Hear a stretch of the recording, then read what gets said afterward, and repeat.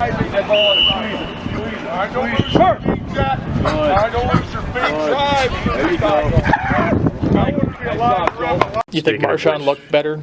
I did. Yeah, I did.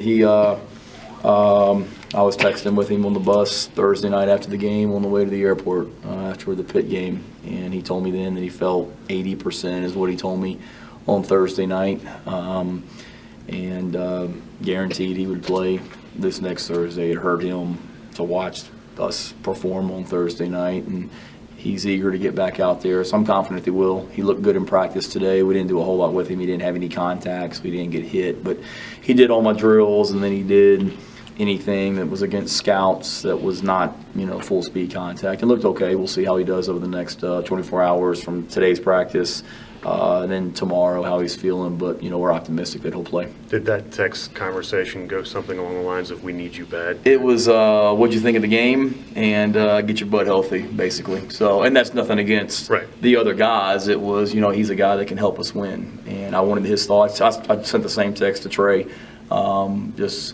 That was a quiet bus ride to the airport, and I just texted both of them, just say what were your thoughts on the game, what did you see, and how are you feeling? And they gave me their feedback, and away we went. What was that like last week watching? I mean, I assume you were watching at home on TV. Yeah, it felt bad just having to sit back and watch and not be able to be out there with my team and just have fun like we usually do.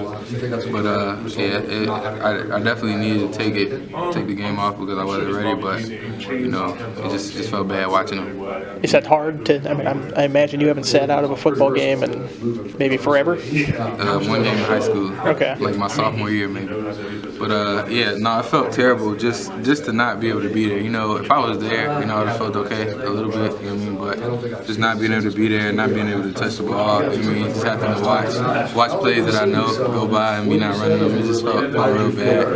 And then the way the game was going, it was even worse to sit back and watch. I was going to say, it's when you see the running game struggle like it does, you're like, I can be there helping. Does that make it even worse? Yeah, it hurts. But, like I said, my ankle wasn't ready, so I would have just put the team in the worst position being out there with my ankle like that. So just watching the game was, I guess, best for me at that point. Out on the practice field that you had a change in your starting lineup with David at center and Wyatt in at guard with the ones. Why was that?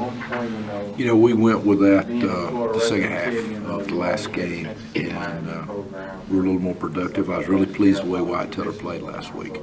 He played about 42 snaps, and he had more pins and knockdowns. He, for the most part, played error-free and was playing hard, so I think he deserves more playing time. With him, it always seemed like the mental side, you were sort of waiting for that to catch up to the physical side with him. Have you seen that the last couple of weeks? I think so. He's really practiced good the last couple of weeks, and I knew I wanted to get him in there more and more. And once he got out in the game, he really played hard, and that's one thing we stress: just play with great effort. And Wyatt played with really good effort, so we thought that'd be a good move. When you think about the lack of success you guys had running the ball, how much of that was offensive line related? What did you see when you looked at your guys play? Anytime we don't run the ball, it's the O-line's fault, in my opinion. That's our job to be able to run the ball and protect the quarterback. And we were not successful in doing that. It's very disappointing.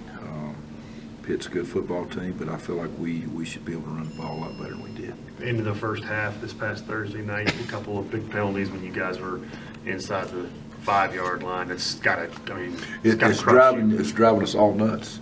It's got to stop, and we're doing some things differently, whether it be personnel-wise, whether it be scheme-wise, to try to help these kids out. We got to be more disciplined.